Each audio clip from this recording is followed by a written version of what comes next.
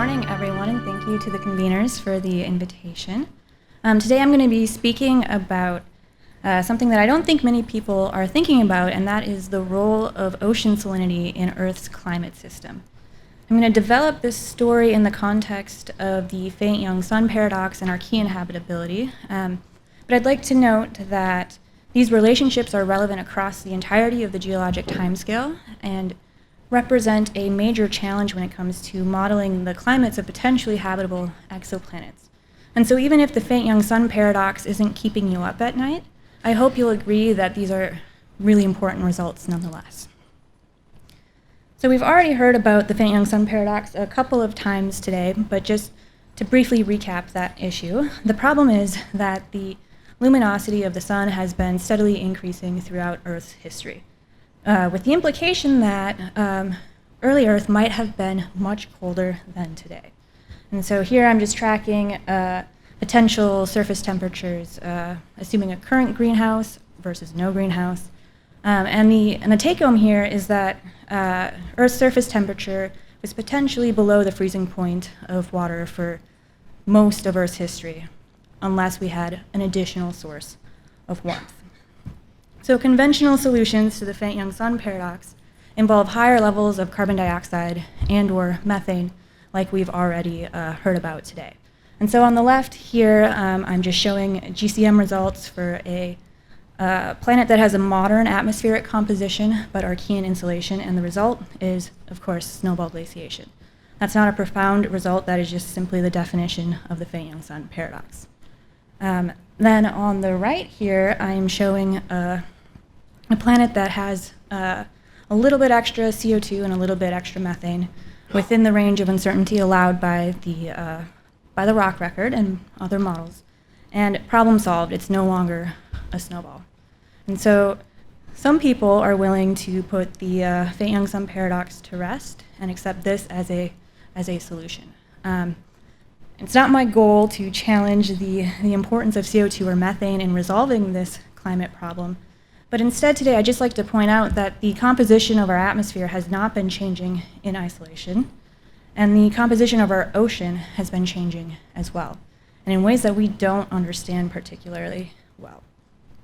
So for example, Archean salinity is extremely poorly constrained.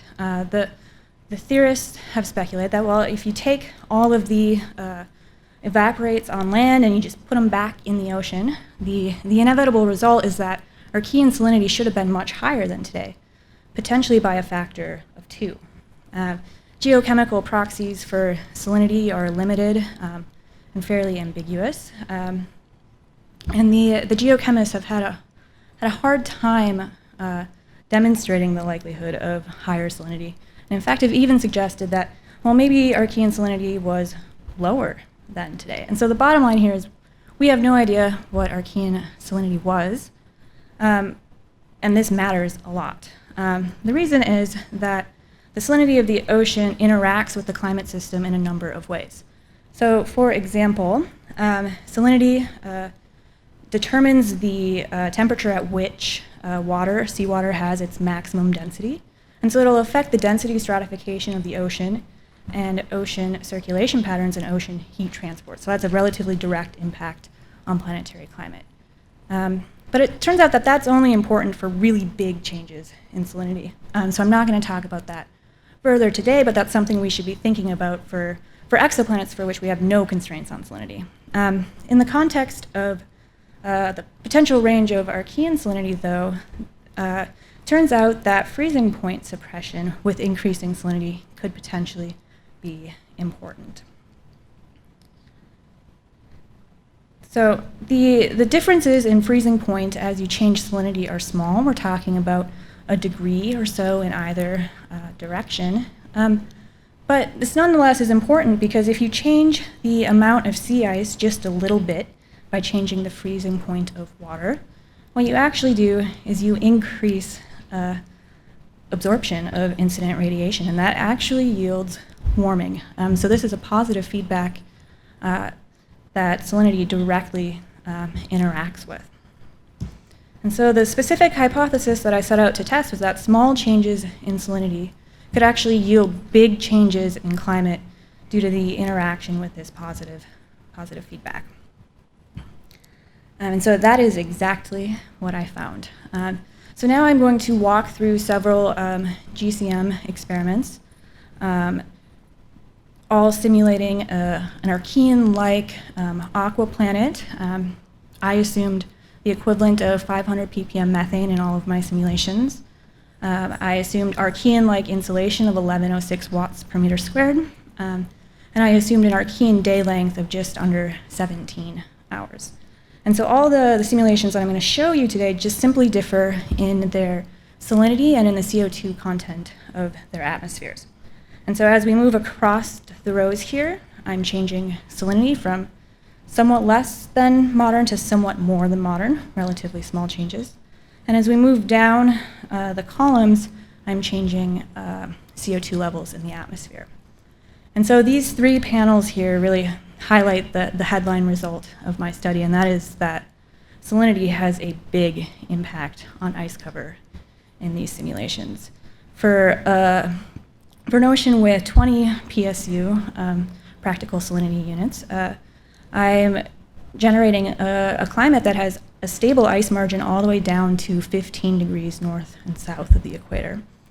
And if I increase salinity slightly up to 50 PSU, the result is a climate that is effectively ice-free and is in fact warmer than present-day Earth. So this is a huge difference.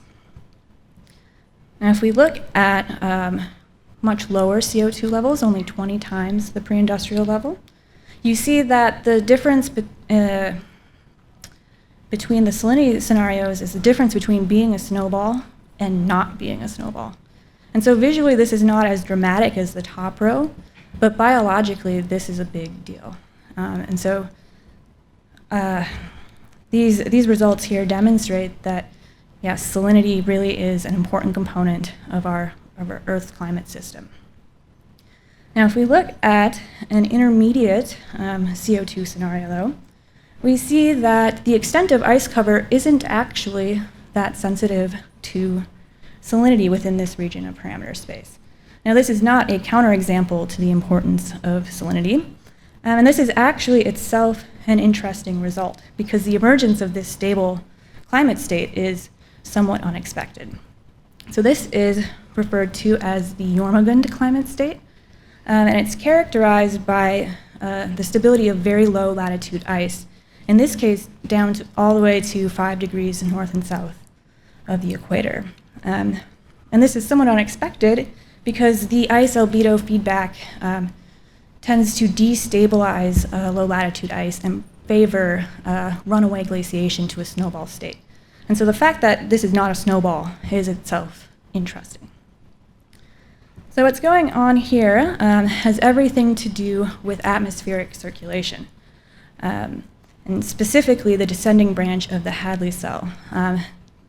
These latitudes are very dry and have low cloud cover and very limited precipitation, with the result that sea ice at these latitudes is bare sea ice rather than snow-covered sea ice.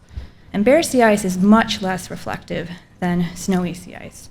And so the result is that this bare sea ice plus low cloud cover is low albedo, and this compensates against the ice albedo feedback. I should also note that I sped up the rotation rate of the planet to simulate an Archean day length, and I reduced atmospheric pressure to half a bar compared to 1 bar today. And both of those changes actually limit meridional heat transport away from the equator, with the added benefit of making the equator just a little bit harder to glaciate. And so both of those changes, in combination with the albedo relationships, favor the emergence of this Jormungand climate state. And so the next thing that I was interested in thinking about was what it would take to push the system into snowball glaciation, or whether or not we might expect that the Jormungand is more likely for an Archean or Paleoproterozoic glaciation than a snowball. And so what I did is I started with each of the 3 distinct climate states that I simulated for the 100 times CO2 scenarios corresponding to the 3 different salinities. So I have the 20 PSU scenario in orange and the 50 PSU scenario in gray. So you can see that over at the 100 times CO2, the 50 PSU scenario is basically ice-free, whereas the 20 PSU scenario is heavily glaciated. And then from those steady states, I progressively decreased CO2 until all of my simulations achieved snowball status. And so the take-home message here is that within the intermediate ranges of CO2, all 3 salinities are producing a Jormungand climate state that is not different in its total ice cover, but the critical CO2 thresholds in which you enter the Jormungand state and in which global glaciation becomes inevitable are very different. And so even though salinity doesn't always manifest as differences in sea ice cover, having higher salinity does impart resiliency against global glaciation. And so salinity is a bit of a master variable with regard to the climate system. Okay, and so that brings me to the end of my talk. And I will just summarize by saying, I hope I've convinced you that salinity is a really important consideration. And salt may, in fact, be an essential ingredient to the habitability of Archean Earth.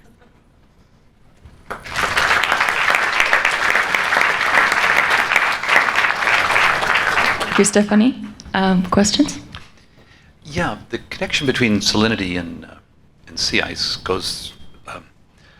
I'm wondering about the connection with clouds, because clouds are not randomly distributed over the Earth, and I'm wondering if you have a polar cap that's white, do you preferentially, you don't have clouds there? Or, because if you had more clouds there, then the effect you're talking about would go away. So, so can you talk a little bit about the correlation or anti-correlation with cloud cover and the ice? So I have not specifically looked at how cloud cover differs between my simulations, but you are right to point out that it should matter. In particular, the emergence of the Jormungand state is directly tied to snow. Yes. And so I would expect that there could be differences here, since the threshold for initiating that differs so dramatically.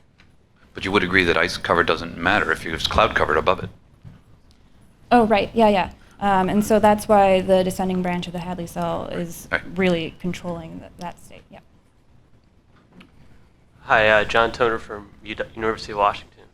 So if you form ice on a snowball Earth, you're going to concentrate the residual seawater, and so you're going to have a feedback effect there. Have you looked at that? I have not specifically looked at that, but Rocky 3D, the GCM that I use, does preserve mass, and so salt is concentrating as glaciation is progressing. And so my gut instinct is that feedback does not have a big impact. Okay, so that was included in those model runs. Yeah, I didn't specifically set out to study that, but it is implicitly included, yeah. Hi, Eli Moore, Rowan University. So the presence of ice cover could potentially really reduce weathering, although it's hard to say what continents were like in early Earth. But with reduced weathering, you'd have even reduced salinity. So do you think that could even be a further feedback towards glaciation? Well, that really depends on what sets the salinity of the ocean on long time scales. So for some ions, the weathering will be really important. For other ions, that is less so. And so that's certainly something worth considering that I have not done. I actually used an aquaplanet for all of my simulations. Okay, thanks.